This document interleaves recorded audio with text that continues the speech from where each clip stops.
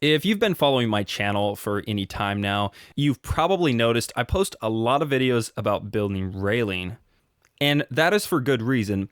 Railing is one of those things, for my business at least, that's like the bread and butter, because everybody needs handrail. It's one of those super essential things that you might not think about a lot, but it's everywhere around you. So if you can learn how to build good railing, that's going to help you a lot. Sometimes people are surprised at how much these railings cost, but what they don't understand is this is a lot of skilled labor. And it has taken me years to learn this trade, and I'm still learning every single day. This job happens to be a pretty big job. It's 105 feet of picket railing. Normally, when I'm doing a railing like this, I would go with a 2x1 top railing, but this customer wanted to upgrade, and so instead of a 2x1, we're going to go with a 3x1.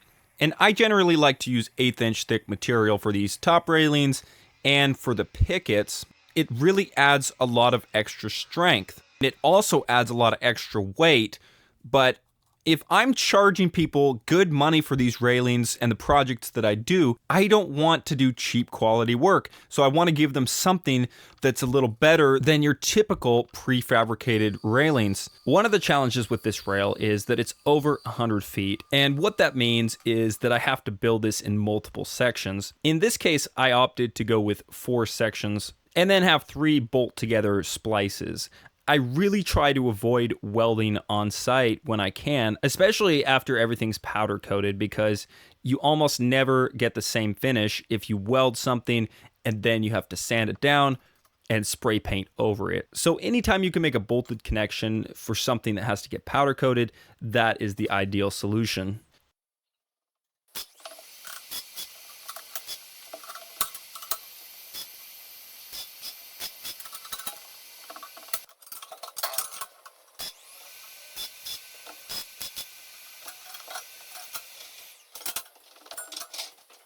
Now here's the solution for the splice that I came up with. I've got some 3" by 1/4" flat bar that I'm going to put 4 holes in and have one of those on each side of this railing and then just bolt it together like that. I've done similar things like this in the past and it seems to work pretty well.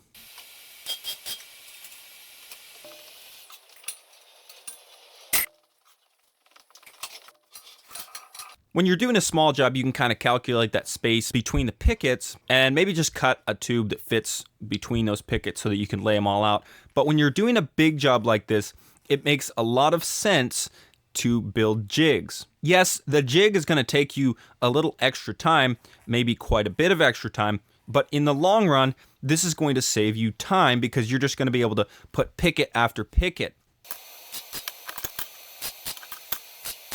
I made a little jig here out of some scrap material. I had some 2x1 tube, some 1.5" angle iron, and a couple other scrap pieces.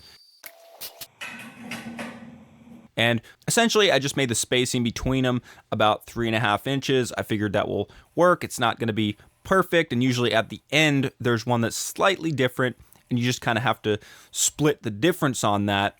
And usually it's not noticeable as long as it's not more than about like a 1/2 inch difference than the others. And one thing that's obvious is the bigger the job, the more money you make. But you also have to consider that the bigger job you have, the more problems you're going to have. You are going to face a lot more headaches with these big jobs than with the small ones. Because if you make a mistake on a small job, that might cost you something, but not near what it would cost you if you make a mistake on a big job like this. It's not a matter of if you make a mistake, but it's a matter of when you make a mistake. Somebody told me the other day that what makes a good contractor is somebody who can fix his own mistakes. And I think there's a lot of truth to that, because mistakes are inevitable. No matter how good you are, you're still a human. And you're going to make mistakes. But the question is, what are you going to do about it? This customer requested to do angle iron going over the edge of the deck instead of just a flat plate on the top. I could have just gone with straight pieces for this, but I figured on the corners it would be really nice to have a full 90-degree mounting plate. In this case, I'm using some 5" by 3" by 1/4" angle iron and I'm making them 9 inches long. That should give some decent strength to these. And on the corners, I notched out for the angle, and then I welded the two pieces together at a 90-degree angle. I'm going to have to be really precise with the placement of these angle iron, because if they're just a little bit off, it's not going to fit on the deck. Preferably, I would just use a flat plate on the bottom and mount that to the deck, because that's a lot more forgiving. If I set this railing up there and those angle irons are even a 1/4 inch off, that's going to be a problem. I'm going to have to cut that and re-weld it. I really like the way the customer requested this railing, having that top railing and then having another rail 3 inches down, a space in between, and then the pickets below that. That really breaks up this railing, so it looks really cool. And another thing that gives me is a place to put the forks on my forklift later when I go to move this thing.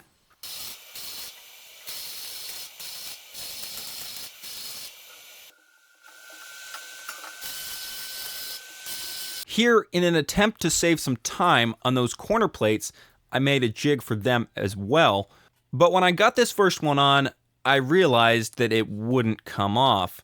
I had welded it in such a way that I could put it on, but I couldn't take it off.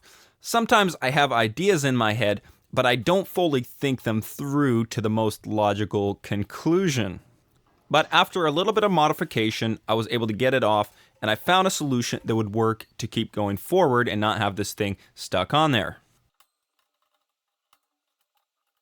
After I had used my jig to get those corner plates on, then I ran a string line between the corner plates to get my placing for the middle ones.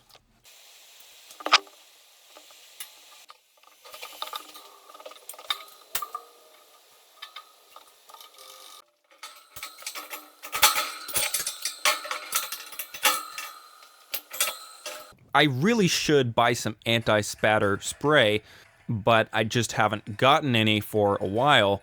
That would help minimize all the spatter that I get.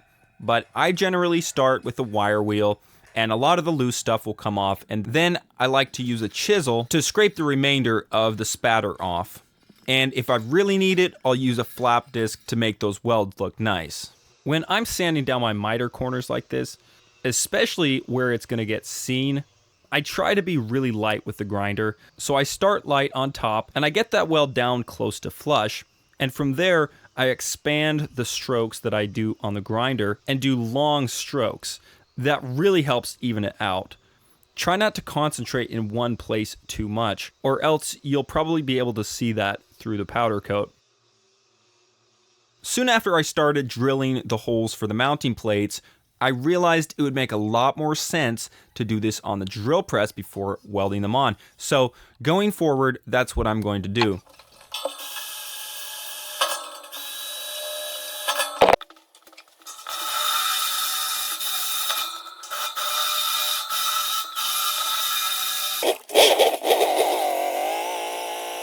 These were a little bit of a challenge to pick up and move because of how small my shop is, but I got my brother to help with that. After I got this first section done, I realized there was a lot of warpage on that top railing because I didn't do anything on the first one to strong back it, which was a really important step that I missed. After that section, it was just a lot of repetitive work, just cutting tube and welding it together and drilling holes and grinding it all down. The issue I kept running into is that top rail kept warping. I even tried clamping the top rail with some heavy-duty tube to strong back it, and that did kind of help, but it never completely solved the problem. The most effective solution I found to fix this was after the railing was already welded. I got my big heavy-duty piece of tube and I put some 3-inch blocks on each end where those posts were, and then I took a couple of clamps and just wrenched down on it. Now, you generally have to go a lot farther than you think. For example, you might bend this thing 2 or 3 inches up, and it might seem like you've got a lot, but then you release your clamps, and you've probably only got a permanent bend, which is about 1/4 or maybe a 1/2 inch.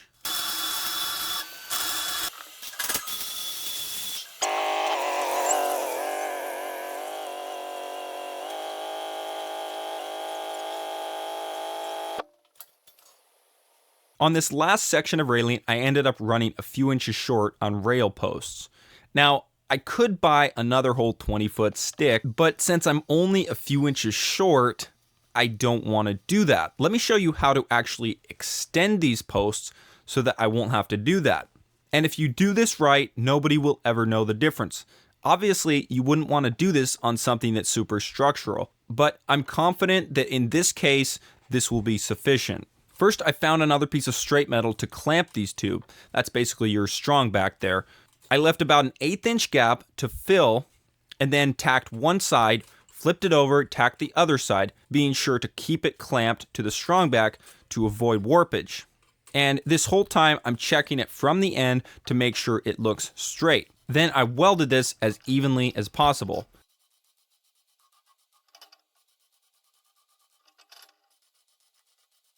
The second part of this is the grinding, which is equally, if not more important, than the welding. You could do great welds, but unless you grind it right, you're still going to notice it. You need to grind really lightly with your flap disc. Don't push too hard. Start by grinding the flat surface, and after that, ease into those corners. Again, don't push too hard. Do long, even strokes. Don't concentrate in one area too much.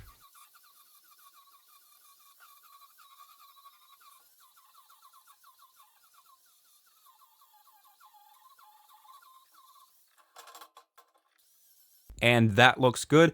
I don't think anybody will ever know the difference. So I'm going to go ahead and finish up this last section of railing. Then I'll take this down to get powder coated, and then we'll get it installed.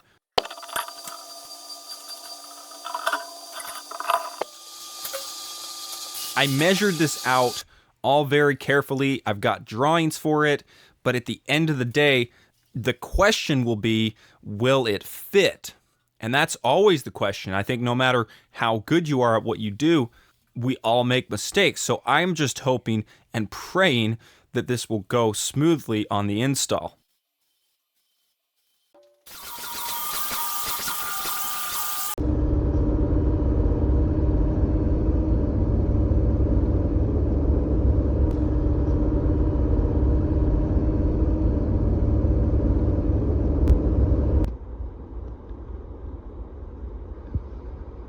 Something on this project that I didn't put near enough thought into is how am I actually going to get this up on the deck?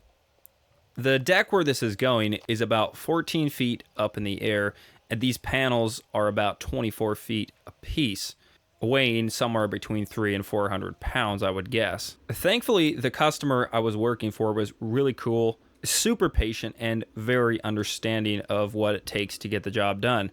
So he said he would take care of getting a machine for me to get this thing up in the air. But in the future, that is something that I would figure out beforehand. And the other thing that I really didn't account for is just how many guys it takes to move these things around. So next time, I think I'm going to have to hire a crew. Again, the customer was really cool and he hired a crew for me. But that's just not ideal to have your customer do something that should be your responsibility if you decide that you are going to do the install. And if not, there's nothing wrong with that. Just make sure you measure it out really carefully so that it doesn't have to be modified. But I told the customer I would deliver and install. And the trailer I'm using is only about 18 feet, I believe. But these railings are like 24 feet. So they're sticking out the back a little bit. In fact, that's probably more than it should be. They're sticking something like 5 or 6 feet off the back, which is probably illegal. I think the maximum you're supposed to have is 4 feet.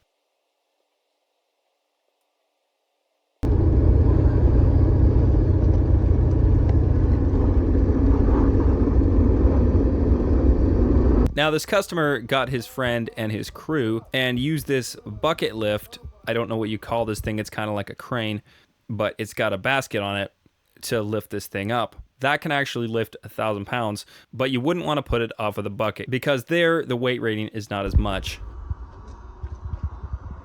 Now, after we got this railing up, I ran into my worst fear. The railing didn't fit. This whole entire railing was about 2 inches too short. And like I mentioned before, you have to have these really precise or else they're not going to work.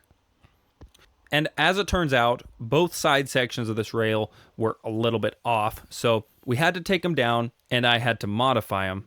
I was thinking about taking these back to my shop to work on them, but that's an hour drive each way and I really didn't want to have to do that if I didn't have to. But as it turns out, my customer had everything on site that I needed to modify this railing. I didn't bring a grinder, I didn't bring a welder, I didn't bring my hood, none of that. But he had it all on site, which was such a blessing. You can't tell me there's not a God. And surprisingly, this little Vulcan welder, which was set up with flux core, welded quite well. And I got a deep enough penetration with this angle iron, which I was quite happy with, because it's 1/4 inch thick. And I honestly wasn't sure if this welder would do it or not.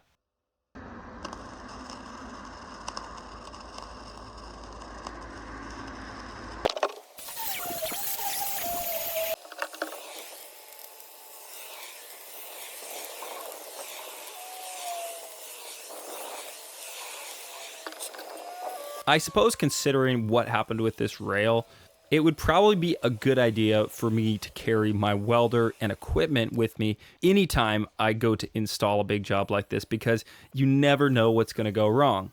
And although God had mercy on me this time and allowed me to not even have to leave the job site, I'm not expecting that every time.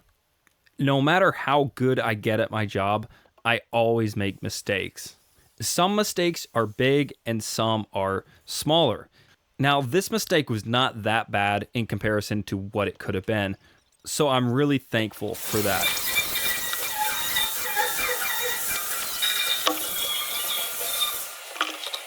This modification took me the rest of the day to do it, so I had to come back the next day and get the crew back to help us set these railings up in place.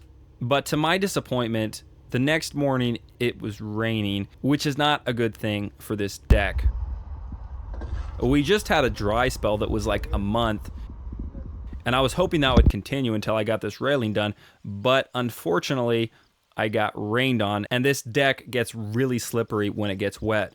But I'm thankful that God kept us safe throughout this whole process and nobody was injured. Using this lift to get these railings up was kind of a new concept to me. I've done a lot of smaller projects where we can pick up the railings by hand, but have never done a big job like this where you need a big piece of equipment to pick up the railing. So it was definitely an interesting experience for me.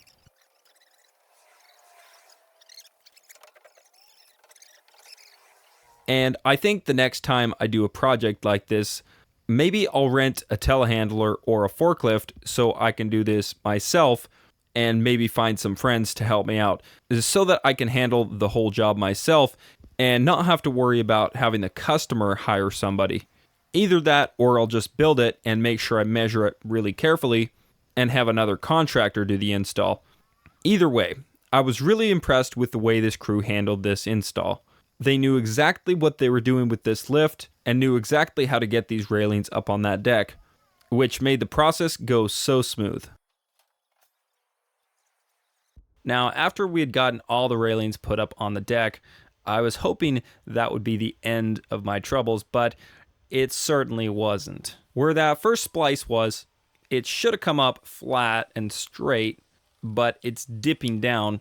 So what I'm going to have to do is put some shims on that angle iron, and hopefully that will make it right. After shimming that one, it went in pretty smoothly, and it looked pretty good.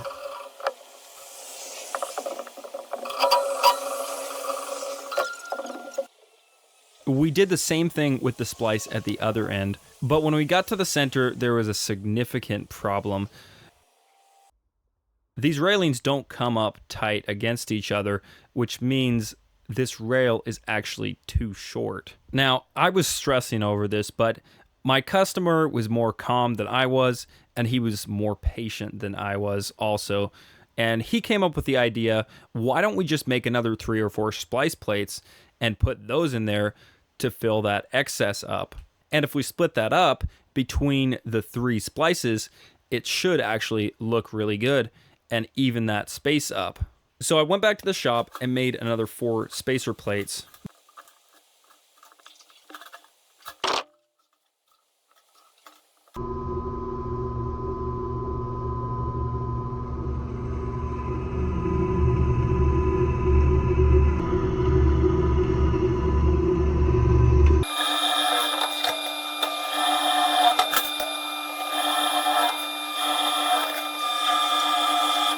But after a couple days, they got powder coated, and I went back on site and I executed my plan.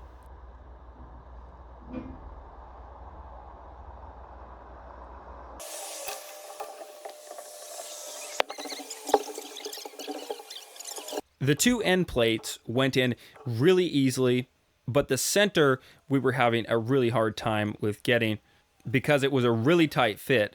The top was tighter than the bottom, but after working it for probably an hour, we got the two plates in the center, the one on each end, and everything fit up just perfectly.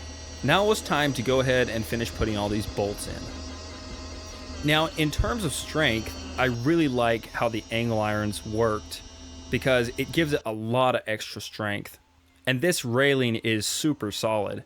But in the future, I'm going to have to measure more precisely to make sure that I get those right.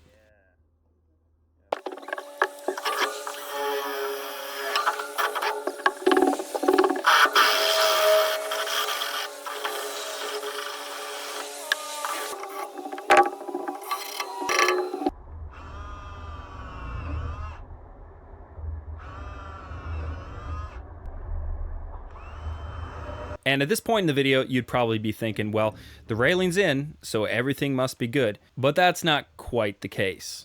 On this far corner, when I cut that angle iron and re-welded it, I forgot to do the second one on that corner, so it made it way out of square.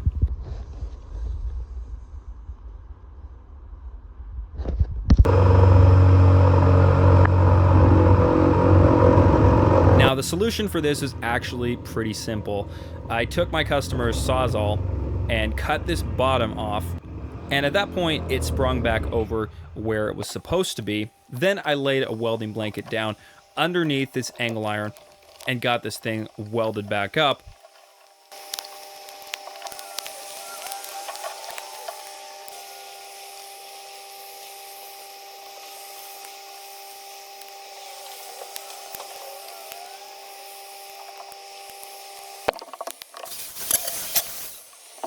I cleaned these welds up, and then I put some spray paint over top of it to stop it from rusting.